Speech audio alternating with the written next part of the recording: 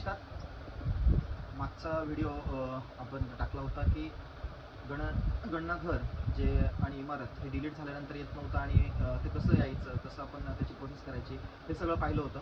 आणि खूप जणांचे चांगले रिप्लाय आलेले आहेत, खूप जणांचे कॉलही आलेले आहेत आणि खूप पॉझिटिव्ह असा रिस्पॉन्स मिळाला. आणि ते सगळं ऐकून, ते पाहून खूप आनंद झाला की खूप जणांना याचा फायदा झालेला आहे. सध्या तरी अनेक लोकांनी हे चांगलं काम केलेलं आहे. त्यामध्ये अजूनही थोड्याफार काहींना शंका येतात. काहींचं असं म्हणणं आहे की अजूनही आम्ही तो नंबर टाकल्यानंतर येत नाही, काहींना तो ॲरो दिसत नाही. तर प्रत्येकाला मला वेळ द्यायला मिळाला नाही, त्याबद्दल मी प्रथमतः आपलं क्षमस्व आहे. परंतु ज्या लोकांना मला पर्सनली मी कॉल केला, ज्यांचे कॉल आले, त्यांचे कॉल मी रिसीव्ह करून त्यांना जास्तीत जास्त मार्गदर्शन करण्याचा प्रयत्न केला. तरी देखील काही लोकांचे कॉल उचलले नसतील, थोडं बिझी असल्यामुळे कामाच्या गडबडीमध्ये. तर प्रथम मी त्यांचं क्षमस्व आहे. परंतु ते का येत नाही त्याचे देखील कारण आहे, ते देखील आता व्हिडिओमध्ये आपण बोलूया त्याबद्दल. आणि दुसरं, आज प्रत्यक्ष मला फील्डवर जाऊन काम करायचा एक अनुभव आला. माझे गुरुजी माननीय श्री भास्कर घुडे यांच्या HLBमध्ये प्रत्यक्ष जाऊन आम्ही दोघांनी काम केलं. आणि काम करत असताना प्रत्यक्ष कळालं की नेमकं कोणत्या अडचणी येतात आणि खऱ्या अर्थाने चुका का होतात हे आम्ही पाहिलं. त्यामुळे तो अनुभव तुमच्यासमोर मी शेअर करणार आहे.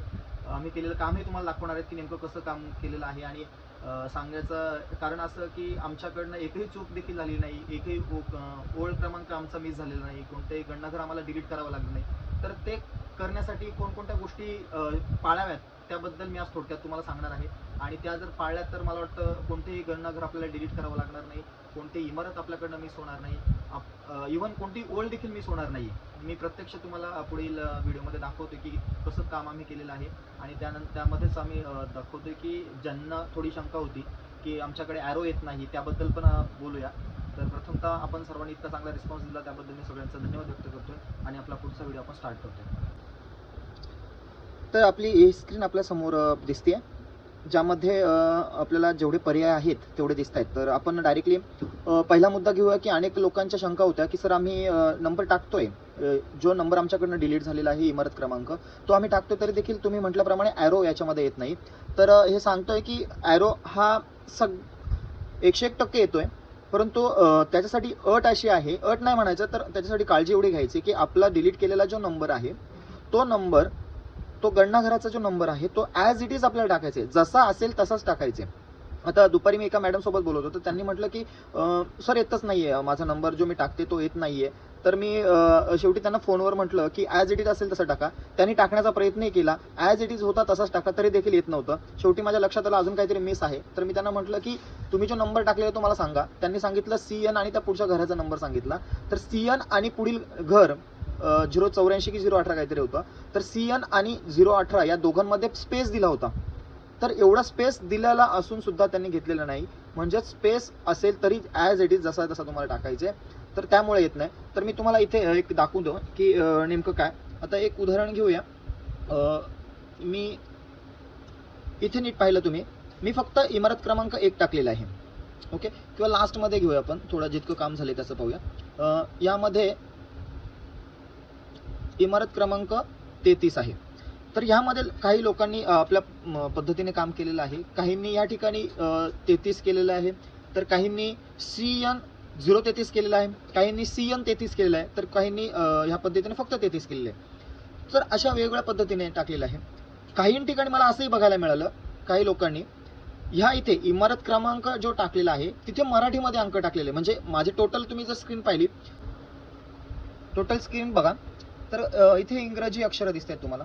पहा इथे पुढे पूर्ण जी स्क्रीन आहे ते इंग्रजी अक्षरांमध्ये. तर काहींनी इमारत क्रमांक आपण मॅन्युअली टाकायचे म्हणून काहींनी ते मराठीमध्ये टाकलेले आहेत. मग अशा गोष्टी आहेत त्या काळजीपूर्वक का सांगतोय, कारण जे आपण नंबर टाकतोय ना, पुढे जे नंबर घ्यायचे आपल्याला, तो जसाच्या तसा घ्यायचे. आता उदाहरण आपण हेच घेऊया, इमारत क्रमांक 37 आहे. तर पहा, आता मी बॅक घेतोय. ठीक आहे, मी इथे गेलो.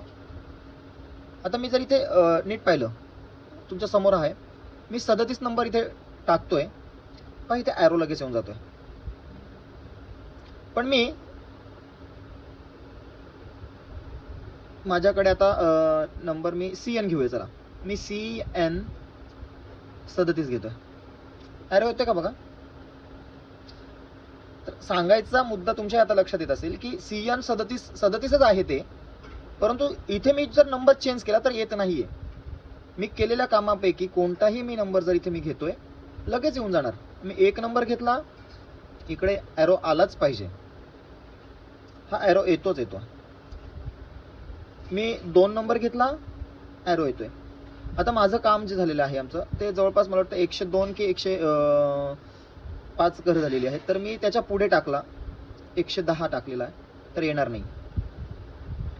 हा मुद्दा लक्षात घ्या की जे तुमचं काम झालेलं आहे त्या कामामध्ये कोणताही नंबर आहे तो टाकल्यानंतर इथे ॲरो येतोच. मग आपलं कुठं चुकतंय, तर नेमकं आपलं चुकतंय की आपण जो नंबर टाकलेला आहे इमारत क्रमांक, तुम्ही प्रत्येकाने वेगवेगळा टाकलेला असेल तर तो इमारत क्रमांक जो आहे, जे इमारत क्रमांक इथे बघा, इमारत क्रमांक 1, इमारत क्रमांक 1, इमारत क्रमांक 1, जो इमारत क्रमांक जसा टाकलेला आहे तसा घ्या. आता याच्या बघा, आता इमारत क्रमांक 1 मध्ये माझ्या जास्त एंट्री झालेल्या आहेत, तर मी काय करतो, इमारत क्रमांक मी जर इथे टाकला तर जेवढ्या मी इमारत क्रमांकामध्ये एंट्री केलेल्या आहेत ना त्या सगळ्याच्या सगळ्या ॲरोमध्ये दिसेल. बघा आता बघा माझ्या इमारत क्रमांकामध्ये किती फील आलेले आहेत, 001, 002, 003, 004 बरोबर येत आहे. सांगायचा मुद्दा तोच आहे. मला वाटतं सगळ्यांना आतापर्यंत कळालं असेल की काहींचा मला मेसेज आला म्हणून मी हा मुद्दा घेतला की काय येत आहे. तर अशा आहे की सगळ्यांना कळालं असेल की इमारत क्रमांक टाकल्यानंतर तो येतोय की नाही. तर ह्या पद्धतीने येऊन जातो तो. आता आपण वळूया दुसऱ्या मुद्द्याकडे की चुका का होतात. तर आवर्जून मी सांगेल की खरंच काम करत असताना चुका होतात आणि जो प्रामाणिकपणे काम करतोय त्याच्याकडनं चुका होऊ शकतात. मी असं म्हणत नाही की माझ्याकडनं चुका झाल्या नाहीत म्हणून मी परफेक्ट आहे, तर असं नाही. फक्त कसं काम केलं पाहिजे. तुम्ही सगळे खूप छान काम करतायत, पण हे काम करतायत त्याबद्दल सगळ्यांचं खरंच सॅल्यूट आहे सगळ्यांसाठी. परंतु एक सगळ्यांना सांगणं आहे माझं की मी माझ्याकडनं का चुकी झाली नाही, तर त्याचं कारण आहे मी प्रत्येक वेळी ज्या वेळी एंट्री करत होतो त्यावेळी मी एक काळजी घ्यायचो की सगळ्यांना बघा इथे ॲरो दिसतोय आपल्याला इमारत क्रमांक टाकताना. साहजिकच 34 प्रश्न आहेत. तुम्ही एखाद्या घरामध्ये जाता त्यावेळेस तुम्ही त्या 34 प्रश्न विचारता आणि विचारता समोरचा व्यक्ती तुमच्या ओळखीचा आहे, कारण तुम्ही तिथे काम करत असता, तुमचं ओळख असते त्या व्यक्तीशी. काम करत असताना थोडे इकडच्या तिकडच्या गप्पाही होत असतील काहींसोबत, पण ते बोलता बोलता तुमचं दुसऱ्या घरापर्यंत जाईपर्यंत हा नंबर तुम्ही विसरू शकता. साहजिकच आहे, माझ्यासोबतही असं खूपदा झालं. पण मी एक गोष्ट लक्षात घेतली की आपल्याला इथे ॲरो मिळतो, जो ॲरो ऑलरेडी असतोय. तर काय करायचं, सिंपल ह्या ॲरोवर क्लिक करायचं. माझं घर झालेलं आहे पहा, माझं शेवटचं घर झालेलं 79 इथे दिसतोय. इमारत झालेली, सॉरी घर नाही त्याला म्हणताय ना, 79.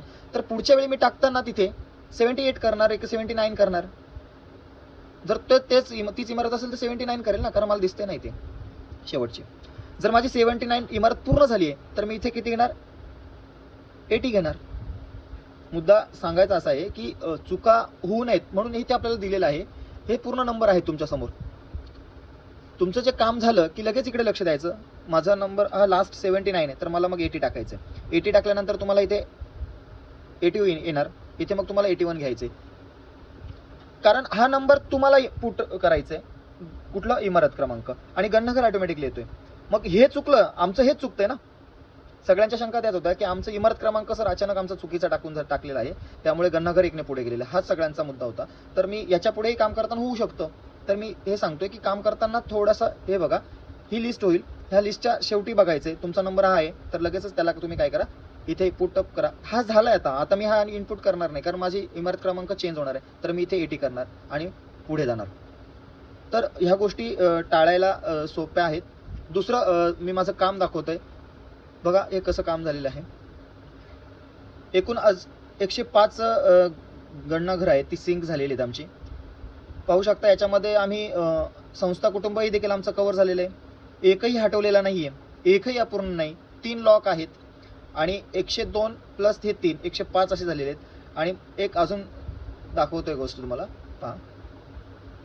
सिंक केलेला जो आमचा डेटा आहे तो 105 आहे आणि ओळ क्रमांक 105. मी मुद्दामून सांगतोय की ही काळजी घेतली ना आपण, तर खरंच चुका होणं खूप टाळतील. फक्त तुम्ही, मी म्हणत नाही घाई करता की मुद्दामून असं करता. कोणी घाई करत नाही, कोणी मुद्दामून करत नाही. परत काम करण्यासाठी कोणाला आवडतही नाही. आपलं काम चोख झालं पाहिजे, आपलं काम छान झालं पाहिजे. तर या गोष्टीसाठी सगळे प्रयत्न करतात आणि आपलं काम लवकरही झालं पाहिजे. तर ह्या गोष्टी तुम्हाला बघा सांगतोय, ओळ क्रमांक 105 आणि सिंक झालेले 105, याच्यावरून असं कळतंय की सगळा डेटा जसा आम्ही सिंक केलेला आहे आणि तो बरोबर मॅच आहे. एकही ओळ आमची स्किप झाली नाही, कुठेही डावळली गेली नाही. आणि तुम्ही सगळ्यात मला एक गोष्ट सांगावीशी वाटते सगळ्यांना, की तुम्ही कृपया काय करू नका, ऑफलाईन डाटा घेऊ नका. ऑफलाईन डाटा याचा अर्थ काही लोक असे जातात फील्डवर, माहिती गोळा करून घरी आणतायत आणि मग तो डेटा आपल्या घरी भरतायत किंवा एक ठिकाणी बसून करतायत. तर ह्याच्यामुळे काय होतं, काम करण्याच्या वेगळ्या पद्धती आहेत तुमच्या, काही मी त्याच्यावर येत नाही, पण ह्याच्यामुळे काय होतं माहिती आहे का, ॲक्च्युली चुका तिथनं चालू होतात. आपण त्या घरामध्ये असणार त्यावेळेस लगेच कळतं की या घरामध्ये 2 कुटुंब आहेत की 1 कुटुंब आहे, तिथे तुम्हाला कळतं. त्यानंतर जर तुम्ही ट्रेनिंगमध्ये परिसर हा शब्द बघितला असेल किंवा इमारत हा शब्द जर बघितला, तर इमारत कशाला म्हटली हे देखील तुम्हाला माहिती आहे, की कुंपणाच्या आत असेल एकाच कुंपणाच्या तर त्याला इमारत म्हटलं जाते. तर गावाकडे एका कुंपणाच्या आतमध्ये 2 देखील घरं असू शकतात, ते तुम्ही एक इमारत म्हणून देखील दाखवू शकतात, जेणेकरून तुमचे जे मिस झालेले आकडे आहेत ना ते जुळू शकतात. हे लक्षात घ्या. आपले महत्त्वाचा आकडा आहे तो गणनाघरांचा आहे. हे गणनाघर कुठे मिस झाले नाही पाहिजेत. ह्या गोष्टी जर तुम्ही आवर्जून जर लक्ष दिलं तर मला वाटतं चुका खूप कमी होतील.